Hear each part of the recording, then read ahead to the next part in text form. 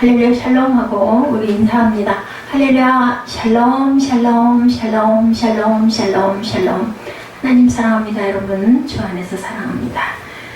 다 응하였더라. 오늘 본문의 그 중심이 로드스 굿 프로미스, 약속을 응하게 하시는 하나님. 우리 9시 예배도 그렇고 마태복음 마지막 장 28장 말씀, 내가 너희를 제자 삼았으니 가서 전해라. 그리고 내가 너와 함께 하시겠다고 말씀하셨죠. 오늘도 야훼께서 이스라엘 족속에게 말씀하신 선한 말씀이 하나도 남음이 없이 다 응하였더라. 여호수아 21장 3절에서 45절 말씀입니다.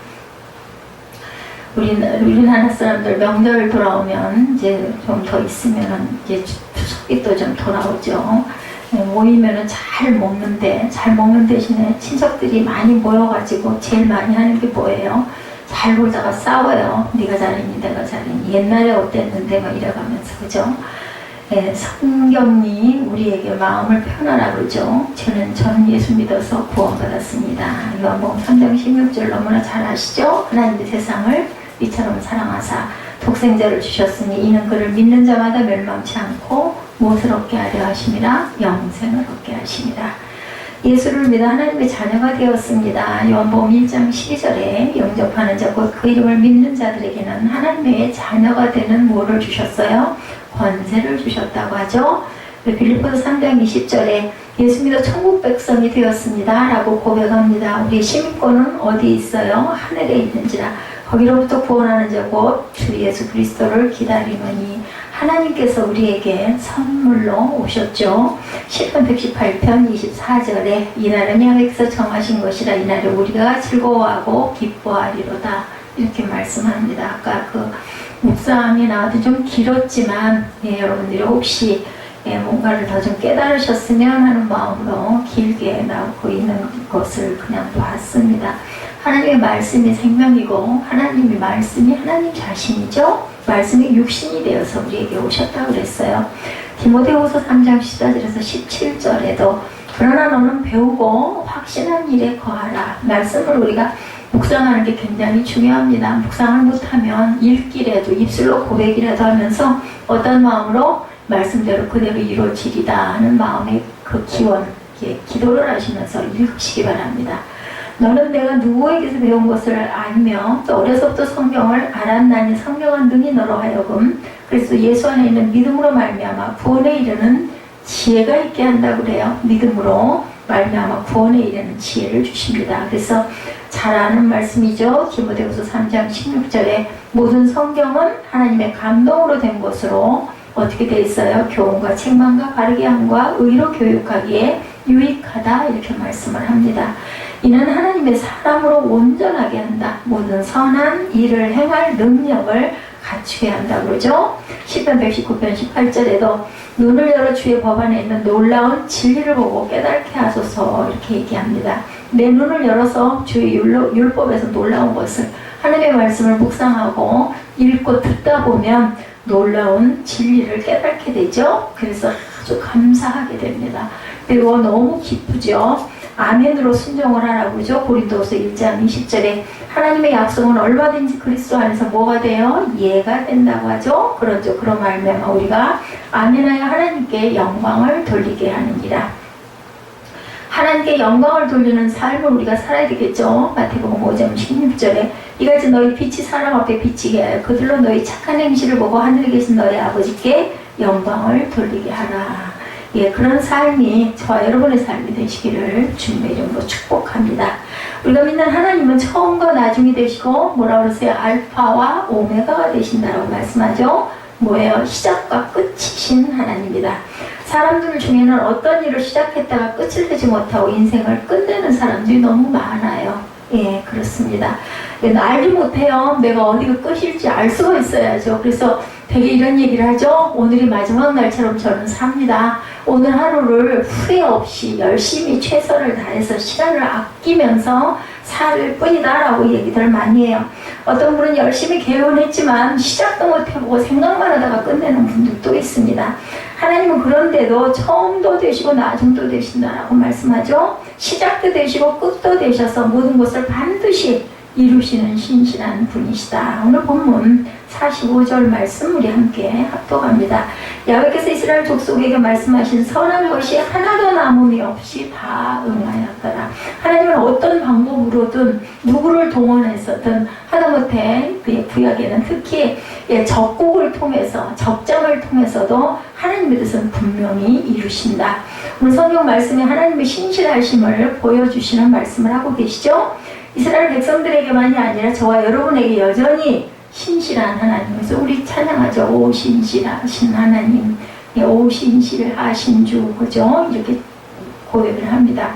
오늘 본문 말씀은 가나안 땅을 이스라엘에게 주시라고 하신 하나님의 약속이 이제 모두 이루어진 데 대한 짧은 회고의 구절입니다. 오늘 21장이 7년간의 가나안 정복 전쟁이 1장에서 12장까지, 그리고 12지파에 대한 땅 분배 과정이 13장에서 19장까지를 무사히 마치고 도피성과 제사장의 성읍까지 모두 결정이 되죠. 도피성에 대한 이야기 지난주에 우리 함께 나눴죠. 이제 이스라엘은 가나안 땅에서 마음 놓고 잘 살게 됐어요. 43, 4, 5절에 이 세 절밖에 안 되는 짧은 말씀 속에는 중요한 가르침이 있는데, 오늘 그 말씀을 통해서 저 여러분들 우리의 삶 속에 어떻게 접목을 하실 건지 귀한 묵상으로 은혜를 나누시기 바랍니다. 누가 하신다고요? 야훼께서 하신다. 오늘 말씀의 각 절 첫머리에 나오는 단어가 여호와께서 이렇게 말씀을 합니다. 제가 아까 그 성경 말씀 헌금봉투에 제가 성경 말씀을 항상 감동이 오는 말씀을 쓰는데, 오늘은 43절에서 45절까지의 앞부분들 이스라엘 열조에게 맹세하사로 시작을 했습니다. 두 번째 44절에서는 야훼께서 그들의 사방에 뭐를 주셨다? 안식을 주셨다. 그죠? 그리고 45절에 야훼께서 이스라엘 족속에게 말씀하신 것을 하나도 남음이 없이 응하게 하셨다. 그래서 오늘 우리 묵상, 시편 묵상하고 나서 제가 결단 그 찬양을 평안을 너희에게 주노라, 아마 이 찬양한 거 기억나실 겁니다. 이 말씀은 이스라엘의 모든 역사가 어디에 있어요? 하나님의 주권 아래 있음을 선포하는 아주 함축된 내용. 야훼께서 이스라엘의 열조에게 맹세하사 여호와께서 그들의 사방에 안식을 주사, 그리고 45절에 야훼께서 이스라엘 족속에게 말씀하신 선한 말씀이 하나도 남음이 없이 다 응했다라고 결론을 내리고 계시죠. 세상의 역사는 누구의? 하나님의 주권에, 하나님의 손 안에, 이 손 안에 있어이다 하고 그 전에 어떤 누군가 탤런트가 그거 제약회사 선전을 했던 것처럼 항상 그 생각이 납니다. 하나님의 주권이란 하나님만이 하나님이라는 절대적 신앙에서만 있을 수 있는 표현이다. 우리가 살아가는 거, 우리나라 조금 있으면 8.15가 3.15, 그죠? 오늘 12일이니까, 그죠? 그런데 그 해방도 하나님이 허락하셨기 때문에 우리 민족이 해방이 되었습니다. 주권이 든든하면 국가가 견고합니다. 그렇죠? 하나님의 주권을 인정하는 믿음이 든든하면 절대로 믿음이 흔들리거나 무너지지가 않고 견고하게 서서갑니다. 흔들림 없는 견고한 믿음에 저와 여러분 되시기 바랍니다. 하나님 모든 것을 주관하신다는 확신만 분명히 있다면 절대로 흔들릴 이유가 없습니다. 그런데 우리 마음은 계속 파도가 치죠. 어려운 상황이 되거나 뭔가 좀 염려가 되거나 하면 자꾸 그게 두려움으로 와서 다가옵니다. 그걸 내가 어떻게 할 수가 있을까? 이런 마음이 자꾸 들게 되죠. 모든 것을 주관하시는 하나님은 어떤 하나님? 창조의 하나님이십니다. 모든 만물의 조물주가 되시는 하나님이 우리를 지으셨어요.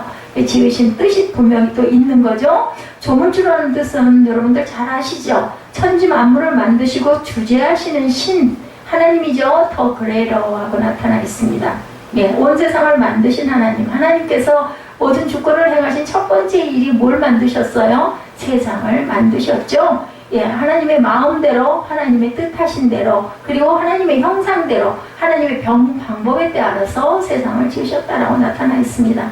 하나님이 지으신 우주는 통일되어 있다. 코스모스라고 얘기를 하죠. 우주로 번역이 됩니다. 코스모스라는 말은 통일을 이루고 있다는 뜻도 가지고 있습니다. 코스모스라는 뜻은 모든 우주는 어떻게 질서 있게 조화를 이루며 존재합니다. 벌써 조금 달라요. 바람이 좀 다르더라고요. 제가 밤에 나가보니까 새벽에도 조금 제가 7시 조금 넘어가지고 교회를 나섰는데 나가지고 주차장 가면서 보니까 살랑살랑 부는 바람 속에 가을 냄새가 조금 나더라고요. 예, 저는 그게 느껴지더라고요. 뜨거운 바람이 아니라 약간 살랑한 바람이 붑니다. 아주 이렇게 전혀 조금도 오차가 없이 계절은 옵니다. 계절 오는 건 여러분들도 안 믿는 분이 안 계실 거예요. 이 여름이 계속되지는 않잖아요. 우린 열대지방이 아니기 때문에. 그리고 우리가 작년에도 그 전에도 10년 전에도 봄, 여름, 가을, 겨울이 왔던 것을 알아요. 그렇기 때문에 얼른 여름아 가라, 빨리 가을아 와라 기다립니다. 그러면서도 하나님이 계시고 하나님이 역사하시고 하나님이 섭리하시고 하나님이 저와 여러분을 먹이시고 입히시고 이끌고 가신다라는 것에 대해서는 특별히 뭘 그래 내가 노력하고 수고한 만큼이지 뭐 그리고 뭔가가 좀 잘 되면 아이고 어찌하다 보니 이렇게 잘 됐지 아이고 다행이네 아니면 아이고 재수가 없었네 이렇게들 생각을 하는 게 참 문제라는 거죠. 하나님의 손에 붙들려 있는 저와 여러분들이 되셔야 평안을 누리게 될 줄로 믿습니다. 그러므로 하나님은 모든 만물의 창조자이시고 지배자이시고 섭리자이시고 우리가 경배할 유일한 분이라는 것을 믿으시기 바랍니다. 하나님은 모든 역사의 주인이시고 모든 역사에 주관하고 나가시는 한 분 하나님이시다. 모든 공간을 주관하시고 흘러가는 시간까지도 당연히 주관하시는 분이죠. 해시계가 멈추기도 하고 뒤로 물르기도 하고 그죠? 예, 하늘 위에다 뭐를 붙들어 매나요? 태양을 붙들어 매는 사건도 보면은 구약에 보면 나타나죠. 그러므로 모든 역사는 사람의 이야기가 아니라 하나님의 이야기라고도 볼 수가 있습니다. 나라의 역사도 마찬가지죠. 하나님 모든 사람을 사랑하셔서 구원하시기 원하시고 방법을 만들어서 내시는 분이다. 멸망시키려고 하나님께서 공의 하나님이 아니라 회개하고 돌아오게 하려고 기다리고 계시는 하나님이시다. 왜냐하면 너희 그렇게 하는 벌받아 아까 어떤 그 자매 이야기 보셨는지 모르겠네요. 그 자매가 그렇게 방탕하게 살다 보니까 꿈을 꾼 거죠. 그 꿈이 분명히 하나님께서 아마 그 자매를 사랑하셔서 왜냐하면 기독교 집안에서 태어났다고 그러죠. 그 자매가 자랐다고 그러죠.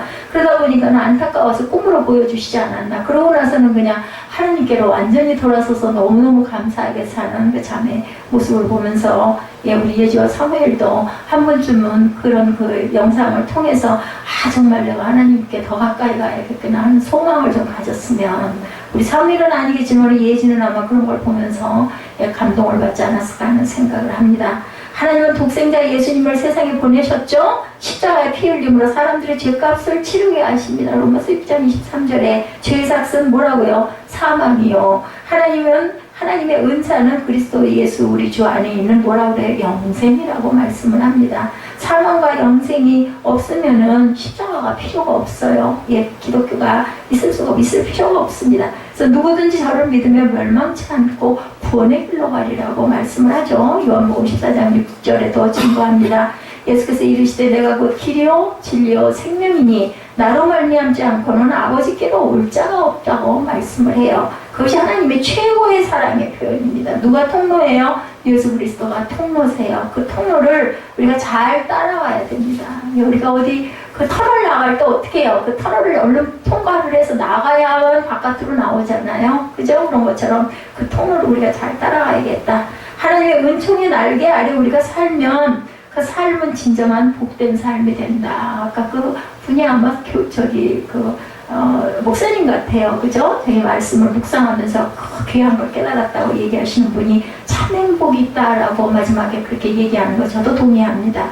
저는 설교하면서 새벽예배를 준비하다 보니까 매일매일 그죠? 예배를 입술로 고백을 하고 하루에 2편 이상의 말씀을 묵상을 해서 설교를 만들고 꾸미고 가다 보니까 그냥 저절로 하나님의 은혜가 얼마나 감사한지 거기에 이제 듣는 성도들이 많으면 좋겠는데 그렇지 못한다 할지라도 하다못해 그죠? 너라도 믿음의 길을 온전히 따라가라는 하나님의 은총이고 하나님의 선물임을 저는 너무 할 말이 없습니다. 너무 감사한 거죠. 그래서 하나님이 함께 하신다는 분명한 믿음을 가지고 우리가 살아가야 되겠는데 특히 어떨 때 역경 속에서 그죠? 고난 속에서 어려움 속에서도 담대하게 나아가야 된다. 하나님께서는 죽이는 하나님은 아니에요. 죽이시는 마음이 오면 그것은 사단이다. 그리고 살리는 영이 내게 임해서 용기가 생기고 소망이 생기고 그리고 어떤 힘이 생기고 뭔가 나도 모르는 어떤 분명히 이거는 하나님께서 이루실 거야. 하나님께서 보시고 해결하실 거야. 이런 마음이 생기면 성령께서 주시는 마음이란 게 여러분들 아시죠? 하나님의 사람으로 우리가 살아가야 된다. 창세기에 누가 요셉이 꿈꾸는 거자라고 하죠. 요셉의 어머니 여러분 잘 아시지만 라헬입니다. 그죠? 야곱이 사랑했던 아내죠. 요셉의 어머니 라헬은 동생 베냐민을 낳다가 세상을 떠나요. 창세기 35장 18절에 나오죠. 베냐민이라는 뜻이 사실은 좋지 않은 뜻이에요. 엄마가 아기를 낳다 죽는다라는 뜻을 갖고 있습니다. 그래서 요셉과 베냐민은 이복 형제들 그 틈에서 성장을 합니다. 얼마나 희생을 많이 받았어요. 게다가 또 요셉에게는 또 아버지가 너무 편애를 하는 바람에 야곱이 편애를 해서 채색 옷을 입히죠. 다른 형제들에게는 그 옷을 안 입히는데 요셉에게만 특별히, 그러니 얼마나 미움을 받았겠어요. 야곱의 10아들 중에 11번째 아들이었어요. 요셉은 아버지의 사랑을 독차지하고 그리고 그 양을 치는 사람이기도 했죠. 아버지 야곱은 요셉을 특별히 사랑해서 채색 옷을 만들어 입힙니다. 채색 옷이라는 것은요, 왕족이나 족장의 후계자들이 입는 아주 귀한 옷이었다고 합니다. 야곱이 요셉에게 채색 옷을 만들어 입힌 것은 요셉을 후계자로 생각했음을 보여주는 상징이기도 한데, 창세기 37장 3절에 요셉은 노년에 얻은 아들이므로 이스라엘이 여러 아들들보다 그를 더 사랑함으로 그를 위하여 채색 옷을 지어서 입혔다, 이렇게 나타납니다. 왜 야곱의 11번째인 요셉을 특별히 사랑하는지에 대해서는 정확하게 나타나지 않아요. 야곱 같은 경우에는 하나님께서 더 사랑했다, 그죠? 작은 자가 큰 자가 작은 자를 섬길 것이다. 그 태중에 있을 때부터 하나님이 이런 그 감동을 리브가에게 주었는데, 여기 요셉을 특별히 사랑했던 야곱의 내용에 대해서는 성경에 나타난 부분은 없습니다. 그러나 성경의 모든 정황으로 봐서 요셉이 아버지인 야곱의 마음에 들었어요. 자식도 여럿이 있다 보면 마음에서 드는 자식이 있어요. 이게 성격이 맞고 엄마를 잘 이해해주고 아니면 아빠를 잘 이해해주고 하면 그 자식이 더 이쁠 수밖에 없습니다. 잘 소통이 되니까. 12명의 아들 중에 11번째 아들만 사랑했으니 다른 아이들이 더구나 배가 똑같은 아들이 아니라 엄마들이 다 각각이잖아요. 그러니 얼마나 희생을 받고 죽이고 싶었겠죠. 아버지가 12아들 모두에게 채색 옷을 입혔다면 문제가 없어요. 그래서 편애가 정말 좋지 않은 거라는 거죠. 한 아들에게만 채색 옷을 입혔기 때문에 문제가 됩니다. 예, 자식을 기르는 저희들은 정말 편애는 절대로 있어서는 안 된다. 되도록이면 공정하게. 예, 더 마음이 가더라도 그것을 내색을 잘 하면 안 되겠죠. 예, 그것 때문에 형제들에게 미움을 받죠. 예, 그 형들이 아버지가 형들보다 그를 더 사랑함을 보고 그를 미워하여 그에게 편안하게 말할 수가 없더라라고 창세기 37장 4절에 증거합니다. 똑같이 사랑하려고 우리가 그래서 애써야 된다. 그리고 요셉이 꿈마다 형들의 마음에 안 들어요. 벼 11단이 자기에게 절했다, 별 11아가 자기에게 절했다, 계속 그런 얘기를 하니까 얼마나 미혹해서, 그렇잖아도 미워 죽겠는데, 요셉은 결국 형들에 의해서 노예생하게 팔려서 이집트의 애굽으로 팔려가게 되죠. 채색 옷을 입고 살던 요셉이 노예가 됩니다. 그러나 요셉은 아무리 어려워도 노예가 되어 있었어도 성경에 나타나는 거 여러분 아시겠지만 하나님을 신뢰하는 마음이 절대로 흔들리지 않죠. 상황이 아무리 어려워져도 하나님을 향하여 불평도 하지 않고 원망도 하지 않았던 요셉. 하나님이 자기와 함께 하신다는 것, 하나님이 자기를 버리지 아니하신다는 것을 의심한 적이 한 번도 없었던 요셉. 또 누가 그래서 다윗이 그랬죠. 예, 어떤 상황에서도 하나님의 뜻에 따라서 삽니다. 요셉은 창세기 39장에 보면 야훼께서 요셉과 함께 하신다는 말이 2절, 3절, 21절, 23절에 계속해서 4번이나 나옵니다. 야훼께서 요셉과 함께 하심으로 그가 형통한 자가 되었다. 창세기 39장 2절에 그 주인 애굽 사람의 집에 있으니 합니다. 또 그 주인이 야훼께서 그와 함께 하심을 보며 3절에 보면 야훼께서 그의 범사에 형통케 하심을 보았더라. 요셉이 있는 그 집은 가는 곳마다, 그죠? 그 가정이 아주 굉장히 복을 받았다고 나타나죠. 야훼께서 요셉과 함께 하시고 그에게 인자를 더하사 전옥에서 은혜를 받게 하셨다. 39장 21절의 창세기죠. 이는 야훼께서 요셉과 함께 하시니라. 여호와께서 그의 범사에 형통케 하셨더라. 39장 23절에도 증거를 합니다. 우리는 야훼께서 함께 하신다는 성경의 표현을 우리가 정말 관심을 가지고 살펴볼 필요가 있습니다. 오늘 9시 예배도 그렇고 11시 예배도 그렇고 내가 너와 함께 하리라, 내가 모든 성경의 모든 것을 응하게 하리라, 오늘 말씀도 그렇고 오늘 특별한 날인 것 같습니다. 은혜를 주시는 걸 보니까 말씀하신 선한 일이 하나도 남음이 없이 응했다라고 얘기를 하죠. 하나님이 함께 하시면 안 될 일이 없어요. 모든 게 다 그저 형통케 되는 거죠. 자, 여기 보면 요셉이 야훼와 함께하는 것이 아니라 야훼께서 요셉과 함께 하셨다라고 나타나 있죠. 예, 보면은 야훼께서 요셉과 함께 하심으로 39장 23절에 형통케 하심이었다. 이것이 좀 다릅니다. 요셉이 하나님과 함께 한다는 말은 요셉이 하나님과 함께 할 수도 있고 안 할 수도 있고 내가 그죠? 내가 결정할 수도 있습니다. 주도권이 주체가 요셉에게 있는 거예요. 근데 하나님이 요셉과 함께 하셨다라는 건 그냥 하나님의 주체이신 거예요. 하나님이 늘 요셉을 붙들고 계신다는 뜻이 된다는 거죠. 야훼께서 요셉과 함께 하신다는 말은 주도권이 누구에게? 하나님께. 예, 요셉이 하나님과 함께 했다는 건 주도권이 요셉에게. 자, 여러분이 하나님을 붙잡고 계십니까? 아니면은 하나님께서 여러분을 붙잡고 계십니까? 하나님께서 여러분을 붙잡고 계시는 저와 여러분 되시기 바랍니다. 우리가 하나님을 붙잡고 살 수도 있겠지만 우리가 하나님을 붙잡고 사는 데는 한계가 있죠? 인간의 한계가 있습니다. 정말 열심히 붙들고 가다가도 때로는 좀 솔직히 말해서 마음속에서 갈등도 있고 염려도 있고 그죠? 흔들릴 때도 있고 그렇지만 하나님께서 우리를 붙잡고 가시면 능치 못함이 없으시겠죠? 내가 너를 이끌고 갈 거야 하면은 그건 끝까지 이루시는 거죠. 계획하신 것을 이루기까지는 절대로 떠나지 않는다라는 거죠. 좋은 일 있고 건강하고 승진하고 합격하고 잘 되면 보통 사람은 내가 하나님께 기도했더니 응답하셔서 잘 됐네. 아이고 감사해라. 이렇게 얘기를 해. 나 이제 계속 기도할까. 너무너무 기분이 근데 언제 그래요? 초신자 때 이런 일들이 많이 일어납니다. 기도하면 꼭 그대로 되거든요. 그러니까 또 기도하게 또 되고 또 기도하게 됩니다. 근데 문제는 안 될 때가 문제입니다. 아무리 믿고 기도해도 건강이 회복되지가 않고 일도 잘 안 되고 승진도 바라고 그렇게 기도하고 뭐 헌금도 특별 헌금도 신고 열심히 했는데도 제대로 거꾸로 되는 일들도 많습니다. 하나님께 기도해도 소용없네. 이거 내가 믿음 생활 계속 해야 돼? 뭐야 똑같아. 세상 사람들만도 못해. 괜히 교회 나가서 예배 드리려고 힘만 들고 헌금 드리고 또 봉사하느라고 번거롭고 복잡하고 이거 뭐하러 해? 이런 생각을 많이 하죠. 요셉처럼 어려운 일만 반복하여 생기게 되면 그냥 어떻게 할까요? 주랭랑을 놓고 도망가기가 일수겠죠. 보통 사람은 자기가 붙잡았던 하나님을 그냥 놓고 걸음아 날 살려라 하고 되돌아가거나 아니면 다른 종교를 믿게 되는 경우도 있습니다. 참된 신앙은 손만 내밀 하나님을 붙잡는 삶이 아니라 온몸을 맡기고 살아가는 삶이 되어야 되겠다. 온 마음을 맡긴 삶이어야 하고 모든 인생을 하나님께 맡길 때 전폭적으로 맡길 때 그 사람의 인생이 하나님께 맡긴 삶이 된다. 제가 수영을 하잖아요. 아직도 잘 못하긴 하지만 물에다가 나를 그냥 팍 맡겨버려야 제가 둥실둥실 뜨더라고요. 내가 힘을 주거나 겁을 내거나 염려를 하고 나면 여지없이 가라앉아요. 이런 것처럼 하나님께 나를 맡길 때는 그냥 전폭적으로 다 맡기세요. 그랬을 때 하나님이 역사하십니다.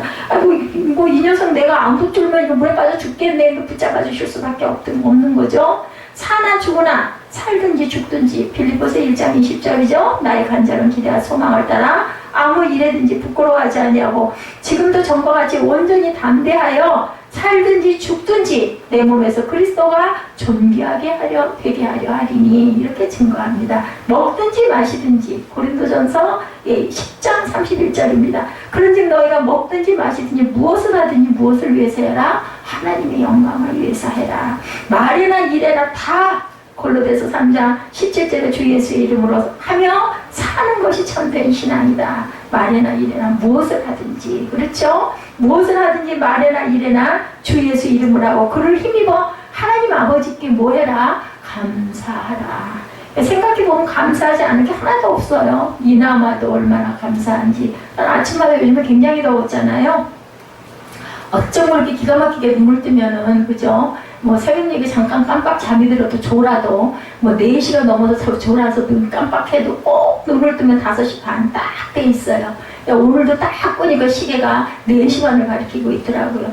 참 감사하다. 어쩜 그렇게 그 시간에 그렇게 일어날 수 있게 해주시나. 뭐게 하듯 하라, 죽게 하듯 하라. 우리 마음이 그래야 합니다. 참된 신앙은 성공과 실패에 상관이 없어야 참된 신앙입니다. 건강과 아픔에 상관이 없죠. 참된 신앙을 가진 사람은 범사에 감사하며 살게 되는 거, 그죠? 자동차가 뭐 어디서 그 신호를 위반하고 와가지고 앞에서 와서 들이받았어요. 받았는데, 그죠? 옆에 있는 아이 대개는 조수석을 잘 들이받거든요. 보면서 조수석이 굉장히 위험하다고 그래요. 근데 조수석에 있는 아이가 아무렇지도 않니 얼마나 감사하고, 그리고 내가 조금만 다쳤으니 얼마나 감사하고, 그죠? 이게 감사의 기도입니다. 아이고 재수가 없어가지고 왜 거기서 중앙선을 뛰어들어와가지고 하필이면 내 차를 받을 거야. 그게 아니라 아이고 하나님 지켜주셨네, 얼마나 감사한가, 그죠? 합력하여 선을 이루시는 하나님을 우리가 믿을 때 우리 입술에서는 감사가 절대로 끊어지지가 않는다. 그래서 하나님께 기대하며 기도하고 기다리며 살아가게 된다. 내가 하게 되면 너 한번 해봐 그러고 놔둔다 그러죠. 근데 내가 못하고 아무것도 못해가지고 다 손을 놓고 순종하고, 그죠? 고개 숙일 때, 하다못해 배추가 절을 때도 보면 배추가 안 절어 있을 때는 아무리 버무려도 제대로 버무려지지가 않잖아요. 숨이 죽고 나야 새빨갛게 잘 물이 듭니다. 이런 것처럼 우리 사람도 많이 죽어야 돼요. 하나님 앞에서. 근데 잘났다고 고개 뻣뻣이 치켜들면 그만큼 오래 걸린다는 거. 그런 삶의 결국을 가리켜서 본문에서는 형통, 우리가 형통이라는 단어 참 좋아합니다. 다 응하였더라 같은 말입니다. 이렇게 한다고 표현하죠. 수많은 어려움과 싸움과 오랜 세월이 걸렸어요. 21장까지 지금 올 때까지 아까도 제가 설명을 했지만은 아무것도 사실은 주신 게 아니라 입으로만 제비를 뽑았지만 땅은 그대로 적군의 손에 있었죠. 그런데 그것을 차지할 때까지 여러 가지 고비고비가 얼마나 많았겠습니까? 그것을 다 극복하고 난 다음에 이제는 모든 것이 다 응하여서 형통하게 되었다. 도피성까지 준비가 다 됐습니다. 이제는 땅 분배도 끝났고 그 땅도 점령했고 거기 들어가서 안락하게 살 수 있는 상황이 됐다는 거죠. 하나님께서 결국에는 약속하신 것을 다 이루었다라고 얘기합니다. 그래서 우리의 삶도 이 모든 것이 이루어졌다라는 간증이 마지막에 되시기를 주님의 이름으로 축복합니다. 시편 127편에 보면 하나님의 도움이 없이는 우리의 범사가 말씀하시는 모든 것들이 헛사라고 말씀하고 있습니다. 가정을 세우는 분 누구세요? 하나님이시죠. 야훼께서 집을 세우지 아니하시면 세우는 자의 수고가 헛되다. 시편 127편 1절입니다. 여러분의 집을 세우려면 우리가 세우려고 하면 안 되고 모든 것을 주관하시는 하나님께 맡겼을 때 하나님께서 우리의 집을, 우리의 가정을 세워주신다. 나라를 세우시는 분도 하나님이다. 8.15 광복절이 공토 다가오지 않습니까? 그 해방을 주셨으니까 우리가 나라를 찾았지 않습니까? 이것도 하나님이 하신 거죠. 그래서 야훼께서 성을 지키지 아니하시면 파수꾼의 경성함이 헛되도다. 127편 1절에도 이렇게 말씀합니다. 사업을 하게 세우시는 분도 하나님이다. 우리 에스더 전사님 직장에 사장님이 지금 조금 삐끗 생각을 잘못해가지고 굉장한 어려움을 겪고 있어요. 예수를 믿으시면 얼마나 좋았을까 하는 생각을 제가 참 많이 합니다. 너희들이 일찍 일어나고 늦게 누우며 수고의 떡을 먹음이 헛되다고 시편 127편 2절에 사업을 세우는 분이 하나님이신데 아무리 일찍 일어나고 늦게 눕고 아무리 수고를 해도 모든 게 다 헛되라는 거죠. 하나님이 세우지 아니하시면 헛것이 되고 허사가 된다. 저와 여러분의 범사의 삶이 하나님께 완전히 맡긴 삶이 되기를, 하나님께 붙잡힌 삶이 되기를 하나님께서 그래서 함께 하시는 삶이 되시기를 주님의 이름으로 축복합니다. 그래서 매일매일 매 순간순간이 세상에 줄 수 없고 세상이 알 수도 없는 평안을 너희에게 주노라. 그 찬양이 그렇게 나가죠. 무엇을? 하나님이 말씀하신 선한 일을 이루십니다. 누가? 야훼께서. 여호수아는 하나님께서 이스라엘 백성들에게 말씀하신 모든 것이 선한 일이다 이렇게 믿었어요. 원래 여호수아는 어떤 사람이에요? 긍정적인 사람이었어요. 그죠? 가나안 땅에 들어갔을 때도 여호수아와 갈렙만 그들은 우리의 밥입니다. 절대로 하나님께서 우리와 함께 하신다 하셨으니 그 땅은 너희 것이다 하셨으니 분명히 차지할 것입니다 라고 선언을 했던 그러한 여호수아였기 때문에 말씀하신 선한 일이 모든 것이 다 선하다라고 고백을 하죠. 45절에 야훼께서 이스라엘 족속에게 말씀하신 선한 일이 하나도 남음이 없이 다 응하였더라. 하나님이 말씀하신 것, 하나님의 일이 모두 다 선한 일이라고 믿었기 때문에 여호수아가 문제덩어리인 이스라엘 백성들을 그 오랜 세월 동안 그 노장이 될 동안 그죠? 이끌고 인도하고 가나안을 정복하고 그 사람들에게 가나안 땅을 차지하고 나누어 주었습니다. 그래서 거의 100세가 다 되도록 살다 돌아갔죠. 성경에 보면 이스라엘 사람들은 오합지졸 같은 백성들이었어요. 그런데도 여호수아는 포기하지 않죠. 왜냐하면 하나님이 일이기 때문에 나는 그저 하라시는 대로 하기만 하면 돼. 세상 편해요. 하라는 대로 할 수만 있는 게 편한 거예요. 내가 지휘관이 지휘하는 게 아니라 지휘관이 따로 있는데 뭐 하라는 대로 하기만 하면 되죠. 순종만 하면 되잖아요. 세상 편합니다.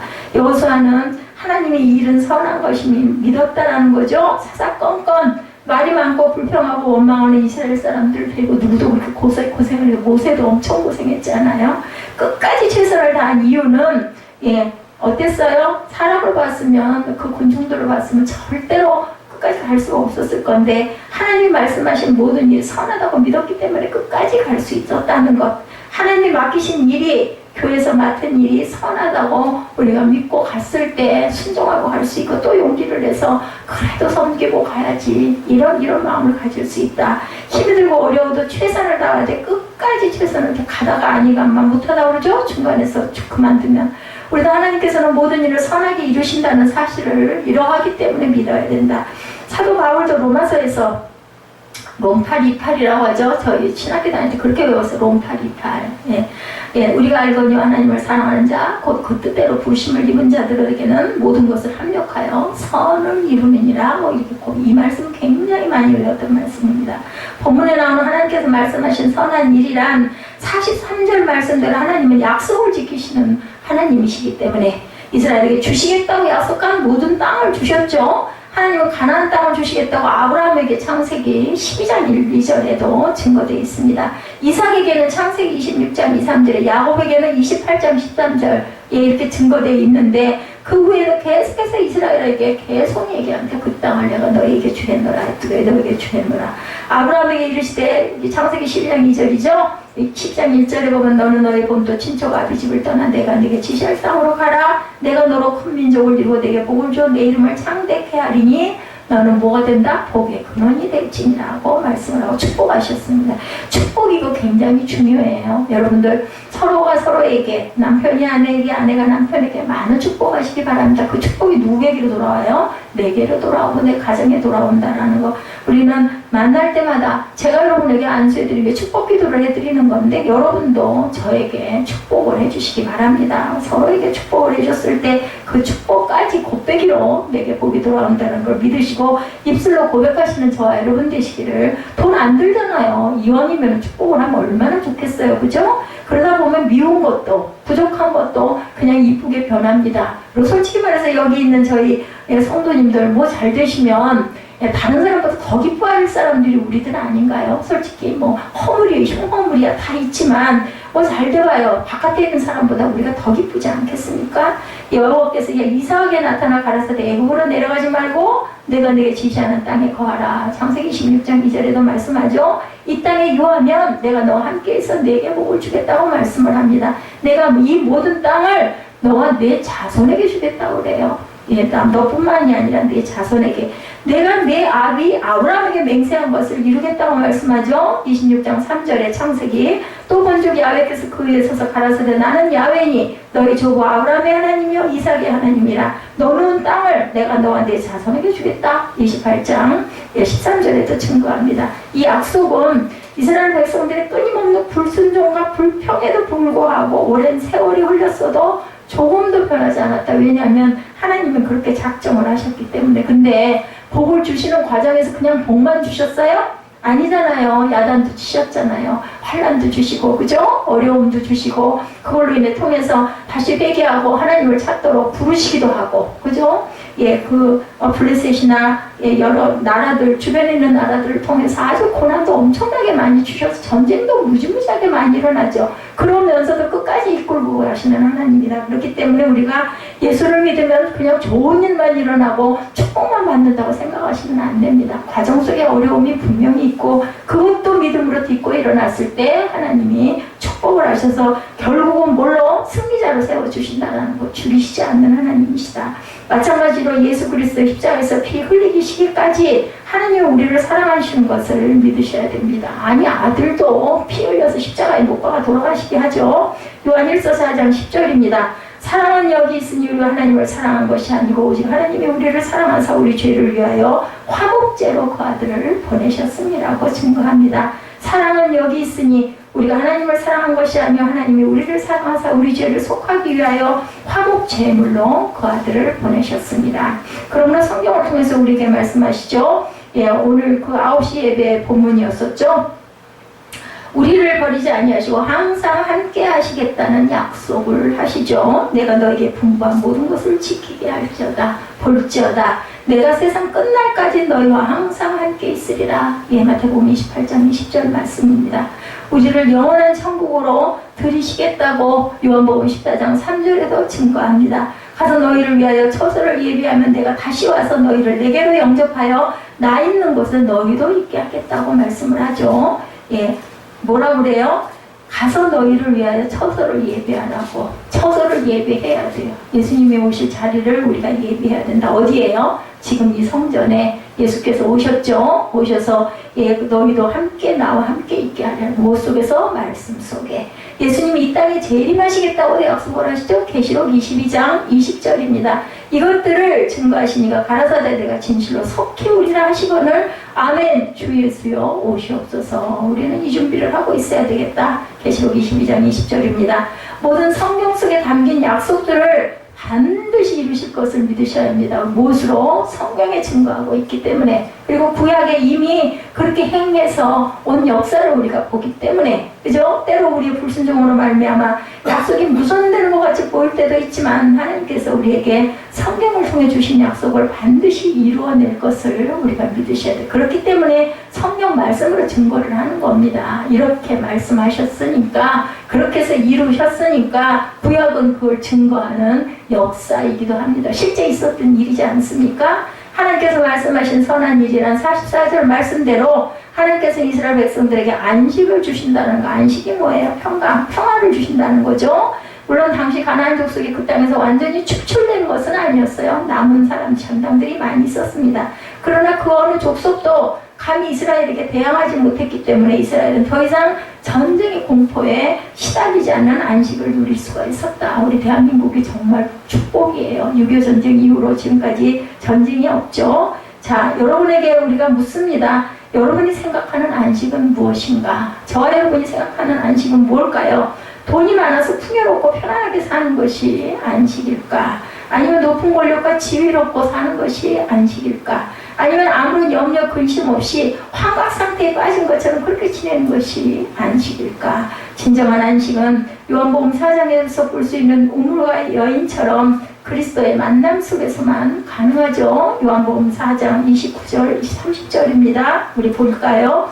요한복음 4장 29절 30절 찾으신 분들 함께 읽어보죠. 내가 행한 모든 일을 내게 말한 사람을 와서 보라. 이는 그리스도가 아니냐 하니, 이렇게 나타납니다. 30절에 그들이 동네에서 나와 예수께로 오더라. 오는 사람은 다 구원받은 거예요. 자, 마태복음 11장 8절에 진정한 안식은 하나님의 부르심에 응할 때 가능하다는 것을 우리가 알게 됩니다. 마태복음 11장 28절이죠. 수고하고 무거운 짐진 자들아 다 내게로 오라. 내가 너희를 쉬게 하리라. 이렇게 함으로 인해서 무엇을? 안식을 얻습니다.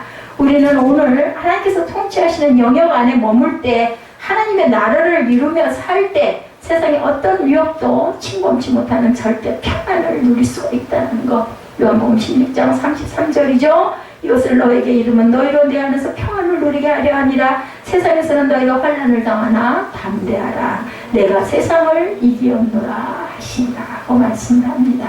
하나님께서, 주님께서 내가 세상을 이겼기 때문에 너희는 담대해도 된다라는 거죠. 어린아이가 마음대로 지낸 것 같지만 엄마 눈 안에 있을 때, 엄마의 통찰이 있을 때 안전하고 편안한 거죠. 그 아이는 안전함을, 안식을 느낍니다. 가끔가다 놀다가 신나게 애들하고 섞여 놀다가도 뭐해요? 저도 지금도 기억이 나면 힐끗힐끗 뒤돌아봐요. 왜 돌아봐? 엄마가 있나 없나 보고 확인하려고. 엄마가 있으면 더 신나게 놀죠. 상관없어요. 엄마가 가자고 붙잡아도 뭐 뿌리치고 막 지하고 싶은 대로 놀아요. 근데 만약에 엄마가 안 보였다, 쳐다보면 안 보였다, 우왕 울고 뛰어옵니다. 뒤돌아서 엄마 없어졌다고. 이런 우리들이 다 하나님의 눈 안에는 우리가 이런 자녀입니다.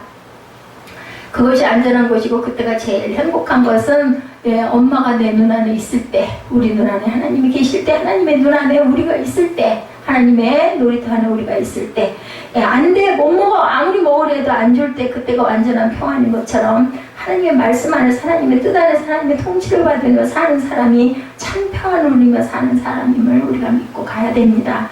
하나님께서 말씀하신 선한 일이란 또는 44절 말씀대로 하나님은 대적이 없게 하신 분이다. 본문에 모든 대적을 그의 손에 붙이셨다라고 말씀을 하죠. 하나님께서 이스라엘을 사랑하셨기 때문에 대적이 없게 하신 것처럼 하나님께서는 오늘도 우리를 사랑하시되 끝까지 사랑하시고 이기게 하신 분이라는 것을 믿고 가야 되겠다. 어떤 환경에서도 하나님은 우리를 사랑하시는 그 사랑을 끊지 않는다고 말씀하세요. 로마서 8장 35절에서 37절에 바울은 누가 우리를 그리스도의 사랑에서 끊으리요? 환난이나 공고나 핍박이나 기근이나 적신이나 위험이나 칼이라 기록된 바 우리가 종일 주를 위하여 죽임을 당케 되며 도살할 양같이 여김을 받았나이다 함과 같으니라. 그러나 이 모든 일에 우리를 사랑하시는 이로 말미암아 우리가 넉넉히 이기느니라고 말씀을 누구로 말미암아 우리를 사랑하시는 이로 말미암아 넉넉히 이기느니라는 믿음을 가지시기 바랍니다. 믿고 구하신 것은 또한 받은 줄로 믿으시기 바랍니다. 하나님은 결국 믿음이 이기게 하시는 우리 찬양하죠. 믿음이 이기네. 우리 찬양 많이 하죠. 믿음의 사람이 승리하게 하시는 것을 우리가 믿어야 된다. 어떻게 다 응하였더라. 이렇게 응하도록 하나님께서 이루셨다. 우리가 살아가는 약속에 의해 질서가 유지되고 움직여서 가죠. 그 약속이 강제성을 띤 법일 수도 있고 양심은 판단에 호소하는 윤리일 수도 있고 오래도록 이어서 내려온 전통의 규범일 수도 있습니다. 중요한 것은 그 모든 것들이 약속이라는 게 중요해요. 법도 그죠? 약속이에요. 대한민국 국민하고 그죠? 헌법도 약속입니다. 그리고 또한 오랫동안 이어내놓은 전통 규범도 약속입니다. 윤리도 우리 마음의 판단, 양심적으로 너 양심 있어 그러잖아요. 알죠? 잘못된 걸 알죠? 이 모든 게 약속인데 약속이 잘 지켜지는 사회가 안정된 사회이고 좋은 사회입니다. 그러나 오늘 우리가 사는 세상은 약속이 결코 잘 지켜지지가 않더라고요. 보니까 많은 문제들이 일어나죠. 우리는 약속을 믿지 않는 세상에 살고 있기도 합니다. 도장을 많이 찍고 보증서를 작성해도 믿을 만한 근거를 아무리 많이 제시해도 그것을 더 이상 신뢰하지 않고 신뢰할 수도 없는 세상이 됐어요.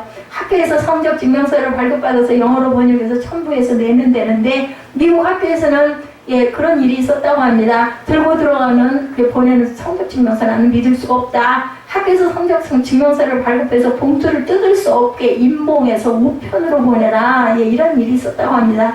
그러면 자기들이 직접 봉투를 뜯어서 확인하겠다. 들고 오는 거는 위조가 많기 때문에 믿을 수가 없다. 한국 사람들이 성적을 위조해서 제출한 적이 많았던 것 같습니다. 한국 사람들을 믿지 못하겠다라는 거죠. 개인적으로도 국가적으로도 그런 일들이 비일비재 일어난다는 걸 믿을 수가 없습니다. 대통령을 비롯해 모든 정치하는 사람들이 아무리 큰 소리를 쳐도 믿지를 않는다라는 거죠. 아무리 아니라고 해도 안 믿어요. 하도 거짓말을 많이 했기 때문에 믿을 수가 없다. 불신을 한다는 겁니다. 그러나 우리가 믿는 하나님은 변함이 없는 하나님이라고 말씀하시죠. 성경의 본래 이름은 약속, 계약이라는 뜻을 갖고 있습니다. 하나님께서 인간을 향해 약속해 주신 것을 기록한 것이 바로 성경입니다. 우리는 종종 우리 입장에서 우리 생각으로 우리 판단으로 속단할 때가 많습니다. 하나님의 약속을 믿지 못할 때도 많죠. 어렵고 괴롭고 눈물 나고 아프고 힘드니까 답답하고 그죠? 불평하고 원망하고 절망합니다. 하나님의 약속을 믿지 못하게 되기도 하고 믿지 못합니다. 그럴 때는 하나님은 하나님의 때에 하나님의 일을 이루신다는 거, 그게 바로 문제예요. 그 때를 알면 얼마나 좋겠어요. 근데 그것은 아들도 모른다고 그러셨어요. 그 때는 하나님밖에 모르시는 것. 문제는 우리 마음이 문제죠. 하나님은 하나님의 때에 하나님 일을 하시는 것을 내 마음에 드는 때에 해달라고 우리는 계속 보채고 요청을 합니다. 그것이 안 되면 하나님을 원망하고 때로는 하나님을 떠나기도 하죠. 하나님께 붙잡혀 살면서 하나님의 뜻을 이루기를 우리는 기다리는 것보다는 세상 방법에 관심이 많은 우리가 문제라는 걸 우리가 깨달아 알아야 되겠다. 하나님의 때를 기다리는 것보다 조급한 우리의 마음을 따르려는 우리가 문제라는 것, 내가 문제라는 것을 알아야 되겠죠. 찬양 잘하죠. 하나님 한 번도 나를 실망시킨 적 없으시고 우리 고백합니다. 지나온 모든 세월을 돌아보아도 그 어느 것 하나 주의 손길을 안 미친 것 전혀 없네. 이렇게 찬양합니다. 오 신실하신 주. 신실하다는 건 뭔 뜻이에요? 절대 변함이 없는 주님이란 뜻이죠. 하나님 한 번도 나를 실망시킨 적이 없으시고 언제나 공평과 은혜로 나를 지키셨네. 오신실하신 주 내 너를 떠나지 않으리라 내 너를 버리지도 않으리라 약속하셨던 주님 그 약속을 지키사 이후로도 영원토록 나를 지키시리라고 나는 확신하네. 우린 이렇게 고백합니다. 하다못해 여러분들 이렇게라도 고백하시기 바랍니다. 찬양을 열심히 하십시오. 그냥 악보대로 찬양한 것이 아니라 저와 여러분의 신앙 고백이 되어야 합니다. 그 가사가 기도가 되어야 합니다. 뭐 우리 기도 집중해서 못할 수도 있지 않습니까? 뭐 그렇게 기도 영을 받으신 분들은 그냥 아주 뭐 하루 종일도 기도에만 매달리는 분도 있는가 하면 그런 걸로 너무 실망하고 절망하지 마십시오. 하나님은 때에 따라 늦은 비와 이른 비를 주십니다. 하나님 품 안에만 있으면 때에는 말씀의 은혜를 받아가지고 그게 너무 기쁘고 감사해서 일상에 그냥 감사하면서 할 때도 있고 때로는 어떤 환상을 통해서 알려주실 때도 있고 때로는 또 쉴 새 없이 그냥 기도하고 싶어서 열심히 기도에 매달려가 기도할 때도 있습니다. 이럴 때도 있고 저럴 때도 있고 이 모양 저 모양으로 하나님께서 우리에게 은혜 주시면 우리가 기뻐하시면 됩니다. 너무 거기에 강박관념 가지실 거 없어요. 이스라엘 백성들을 위해 크신 일을 이루신 하나님은 오늘 우리를 향해서도 변함이 없으신 하나님, 오신실하신 주 우리 이거 찬양 한번 찾았을 때 찬양하죠. 하나님 한 번 더 나를 이거 한번 찾아주시기 바랍니다.